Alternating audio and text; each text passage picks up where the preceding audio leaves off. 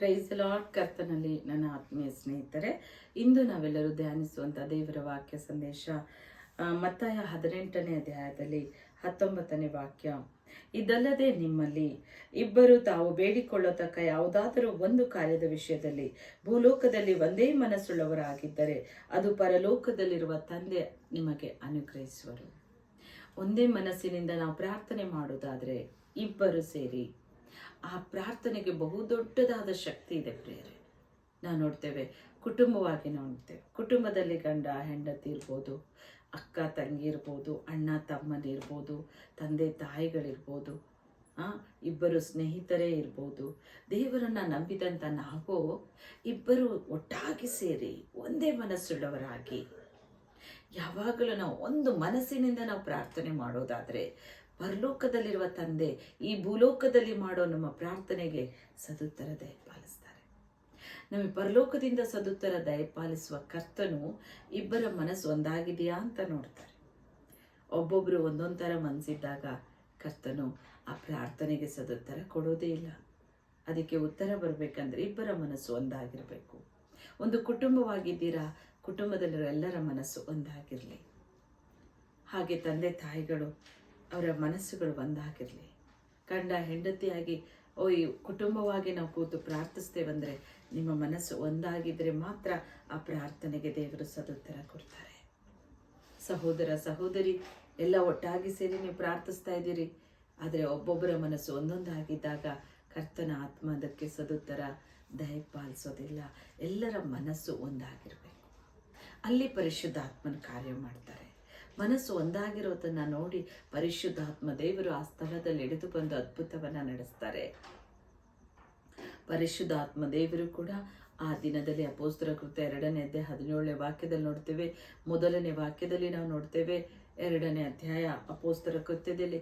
ಅಲ್ಲಿ ಪರಿಶುದ್ಧಾತ್ಮ ದೇವರು ಹಿಡಿಯುವಾಗ ಆತನು ಒಂದೇ ಕೊಠಡಿಯಲ್ಲಿರೋರು, ಒಂದೇ ಮನಸ್ಸುಳ್ಳವರು, ಅವರ ಮಧ್ಯದಲ್ಲಿ ಕರ್ತನ ಆತ್ಮನ ಇಳಿದು ಬಂತು. ಅಲ್ಲೇ ಇಳಿದು ಬಂದರು. ನಾವು ನೋಡ್ತೇವೆ, ಅವರು 120 ಜನ ಇದ್ದರು.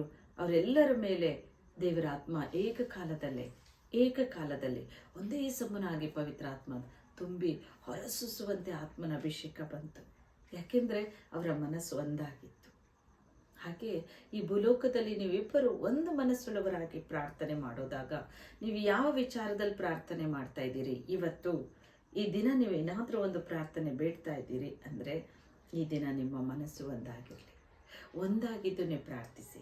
ಕುಟುಂಬಕ್ಕೆ ಬೇಕಾ ಸಹಾಯ, ಕುಟುಂಬದಲ್ಲಿ ಏನೋ ಸಮಾಧಾನ ಬೇಕಾ, ಕುಟುಂಬದಲ್ಲಿ ಯಾವುದಾದ್ರೂ ಒಂದು ಶುಭ ಕಾರ್ಯಗಳು ನಡಿಬೇಕಾ, ಕುಟುಂಬದಲ್ಲಿ ಒಂದು ಆರ್ಥಿಕವಾಗಿ ಬಡತನ ಇದೆಯಾ, ಕೊರತೆ ಇದೆಯಾ, ಸಾಲ ಇದೆಯಾ, ಸಂಕಷ್ಟ ಇದೆಯಾ, ಏನಾಗಿದೆ, ಎಲ್ಲವೂ ದೇವರಿಗೆ ಕಾಣಿಸ್ತಾ ಇದೆ. ಪ್ರತಿಯೊಂದು ಕಾರ್ಯದಲ್ಲೂ ಪರಿಶುದ್ಧ ಆತ್ಮ ದೇವರು ನಮಗೆ ಸಹಾಯ ಮಾಡ್ತಾರಂದರೆ ನಮ್ಮ ಮನಸ್ಸುಗಳು ಒಂದಾಗಿದ್ದು ನಾವು ಪ್ರಾರ್ಥಿಸಬೇಕು. ಈ ಭೂಲೋಕದಲ್ಲಿ ಇಬ್ಬರು ಒಂದೇ ಮನಸ್ಸುಳ್ಳವರಾಗಿ ಪ್ರಾರ್ಥಿಸಿ ಬೇಡುವಾಗ ಪರಲೋಕದ ತಂದೆ ಅದನ್ನು ಸದುತ್ತರಿಸಿ ನಮ್ಮನ್ನು ಆಶೀರ್ವದಿಸ್ತಾರೆ. ಇವತ್ತು ನೀವು ರೋಗಗ್ರಸ್ತರಾಗಿ ಕುಟುಂಬದಲ್ಲಿ ನನ್ನ ಹೆಂಡತಿಗೆ ಕಾಯಿಲೆ ಇದೆ, ನನಗೆ ಚೆನ್ನಾಗಿದ್ದೇನೆ ನಾನು ಅಂತ ಯಜಮಾನನ ಹಾಗಂತ ಇರ್ಬೋದು. ಇಲ್ಲ, ನಾನು ಯಜಮಾನನಿಗೆ ಹುಷಾರಿಲ್ಲ, ನನ್ನ ಹೆಂಡತಿನ ನಾನು ಕೆಲಸ ಕಾರ್ಯಗಳನ್ನು ಚೆನ್ನಾಗಿ ಮಾಡಿಕೊಂಡು ಚೆನ್ನಾಗಿದ್ದೇನೆ, ಪರವಾಗಿಲ್ಲ. ಆದರೆ ಅದೇ ನೋವು ಒಂದಿನ ನಿಮಗೂ ಕೂಡ. ಆದ್ದರಿಂದ ನಿನ್ನ ಗಂಡನಿಗಾಗಿ ಹೆಂಡತಿ ಪ್ರಾರ್ಥನೆ, ಹೆಂಡತಿಗಾಗಿ ಗಂಡನ ಪ್ರಾರ್ಥನೆ, ಕುಟುಂಬಕ್ಕಾಗಿ ತಂದೆ ತಾಯಿಗಳು ಒಬ್ಬರನ್ನೊಬ್ಬರು ಪ್ರಾರ್ಥನೆ, ಮಕ್ಕಳಿಗಾಗಿ ಪ್ರಾರ್ಥನೆ. ನಿಮ್ಮ ಮನಸ್ಸು ಒಂದಾಗಿದ್ದು ನೀವು ಪ್ರಾರ್ಥಿಸೋದಾದರೆ ನಿಮ್ಮ ಮಕ್ಕಳನ್ನು ಕರ್ತನ ಆಶೀರ್ವದಿಸ್ತಾರೆ, ನಿಮ್ಮ ಸಂತಾನವನ್ನು ಆಶೀರ್ವದಿಸ್ತಾರೆ, ನಿಮ್ಮ ಸಂತತಿಯ ಮೇಲೆ ಆಶೀರ್ವಾದ ಬರುತ್ತೆ. ನಿಮ್ಮ ವ್ಯಾಧಿ ಈ ದಿನವೇ ಈಗಲೇ ನೀಗಿ ಹೋಗುತ್ತೆ. ಒಂದು ಮನಸ್ಸುಳ್ಳವರಾಗಿರ್ರಿ, ಆಗ ಮಾತ್ರ ಪವಿತ್ರ ಆತ್ಮನು ಆ ಸ್ಥಳದಲ್ಲಿ ಬಂದು ಅದ್ಭುತ ಮಾಡ್ತಾರೆ. ಒಂದೇ ಮನಸ್ಸಿನಿಂದ ಪ್ರಾರ್ಥನೆ ಮಾಡೋಣ. ಪ್ರೀತಿಯುಳ್ಳ ತಂದೆಯೇ, ಸ್ವಾಮಿ, ದಿನ ನನ್ನೊಂದಿಗೆ ಸೇರಿ ಯಾರ್ಯಾರು ಪ್ರಾರ್ಥಿಸ್ತಾ ಇದ್ದಾರೋ ಕರ್ತನೆಯವರ ಕಷ್ಟಕ್ಕಾಗಿಯೋ ವ್ಯಾಧಿಗಾಗಿ, ಕುಟುಂಬದ ಸಮಾಧಾನ ಇಲ್ಲ ತಂದೆಯೇ, ಅವರನ್ನು ನೋಡು ಕರ್ತನೆ. ಅವರ ಪರಿಸ್ಥಿತಿಗಳು ಯಾವ ರೀತಿಯಾಗಿದೆಯೋ, ಬಡತನದೇ, ಸಾಲ ಇದೆಯೋ, ಸಂಕಷ್ಟ ಇದೆಯೋ ಸ್ವಾಮಿ, ಅದಕ್ಕಾಗಿ ಹಂಬಲಿಸ್ತಾ ಇದ್ದಾರಪ್ಪ, ಮೊರೆ ಇಡ್ತಾ ಇದ್ದಾರೆ ಸ್ವಾಮಿ. ಏಕ ಮನಸ್ಸುಳ್ಳವರಾಗಿ ಪ್ರಾರ್ಥಿಸ್ತಾ ಇದ್ದಾರೆ ಅಪ್ಪ. ಅವರು ಒಂದೇ ಮನಸ್ಸಿನಿಂದ ನನ್ನೊಂದಿಗೆ ಸೇರಿ ಏಕ ಮನಸ್ಸಿನಿಂದ ಪ್ರಾರ್ಥಿಸ್ತಾ ಇದ್ದಾರೆ. ನಿನ್ನ ವಾಕ್ಯದಲ್ಲಿ ನೀವು ಈಗ ತಿಳಿಸಿದ ಪ್ರಕಾರ ಭೂಲೋಕದಲ್ಲಿಬ್ಬರು ಒಂದೇ ಮನಸ್ಸುಳ್ಳವರಾಗಿ ಪ್ರಾರ್ಥಿಸೋದಾದರೆ ಪರಲೋಕ ತಂದೆ ಅದನ್ನು ಲಾಲಿಸಿ ಸದುತ್ತರಿಸು. ಹೌದು ಕರ್ತನೇ, ಅವರ ಪ್ರಾರ್ಥನೆಗೆ ಉತ್ತರ ಕೊಡು ಸ್ವಾಮಿ, ಅದ್ಭುತ ಮಾಡು ಸ್ವಾಮಿ. ಈಗಲೇ ಅವರನ್ನು ಮುಟ್ಟಿ ಗುಣ ಮಾಡು ಕರ್ತನೇ. ಅಪ್ಪ, ಈಗಲೇ ಅವ್ರ ವ್ಯಾಧಿ ಅವರ ಶರೀರನ ಬಿಟ್ಟು ಹೋಗಲಿ ಯೇಸುವಿನ ನಾಮದಲ್ಲಿ.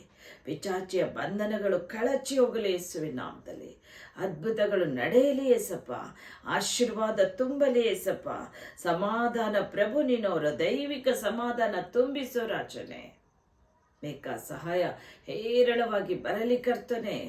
ತಂದೆ ತಾಯಿಗಳು ಮಕ್ಕಳ ವಿವಾಹಕ್ಕಾಗಿ, ಅವರ ವಿದ್ಯಾಭ್ಯಾಸಕ್ಕಾಗಿ, ಅವರ ಉತ್ತಮ ಕೆಲಸಕ್ಕಾಗಿ ಪ್ರಾರ್ಥಿಸ್ತಾ ಇದ್ದಾರಪ್ಪ. ಅವರು ಏಕ ಮನಸ್ಸಿನಿಂದ ಪ್ರಾರ್ಥಿಸ್ತಾ ಇದ್ದಾರೆ. ಈಗಲೇ ಅವರಿಗೆ ಅನುಗ್ರಹಿಸು ಏಸಪ್ಪ, ಆಶೀರ್ವದಿಸು ಕರ್ತನೆ. ಅವರು ಬೇಡಿಕೊಂಡಿದ್ದು ಎಲ್ಲವನ್ನ ದಯಪಾಲಿಸು. ಅವರೆಲ್ಲ ಕೋರ್ಟ್ ಕೇಸಿಗಾಗಿ ಮೊರೆ ಇಡ್ತಾ ಇದ್ದಾರೋ ತಂದೆ, ಎಲ್ಲ ಕೇಸ್ಗಳು ಕ್ಲೋಸ್ ಆಗಲಿ ಯೇಸುವಿನ ನಾಮದಲ್ಲಿ. ಅವರಿಗೆ ಜಯವನ್ನು ತಾರೋ ಏಸಪ್ಪ, ಅದ್ಭುತ ಮಾಡು ಏಸಪ್ಪ. ಪ್ರಭು ಪವಿತ್ರಾತ್ಮನೇ, ಏನೇನು ಪ್ರಾರ್ಥನೆಯಲ್ಲಿ ಮೊರೆ ಇಡ್ತಾರೆ ಅವರ ವ್ಯಾಪಾರ ಕೆಲಸಕ್ಕಾಗಿಯೋ ಸ್ವಾಮಿ, ಈ ಎಲ್ಲ ಕೆಲಸ ಕಾರ್ಯ ನಿನ್ನ ಕೈಲಿ ಒಪ್ಪಿಸಿ ಅವರು ಮೊರೆ ಇಡ್ತಾ ಇದ್ದಾರಪ್ಪ. ಅವರ ಬೇಡಿಕೆ ನೆರವೇರಲಿ. ಅವರ ವ್ಯಾಪಾರದಲ್ಲಿ, ಕೆಲಸ ಕಾರ್ಯಗಳಲ್ಲಿ ಅವರು ಹೋಗುವಾಗ ಬರುವಾಗ ಸ್ವಾಮಿ ಅವರಿಗೆ ಶುಭ ಉಂಟಾಗಲಿ ದೇವರೇ. ಅನೇಕರಿಗೆ ಕರ್ತನೆ ಅವರು ಆಶೀರ್ವಾದ ನಿಧಿಗಳಾಗಿ ನೀನು ಮಾರ್ಪಡಿಸು.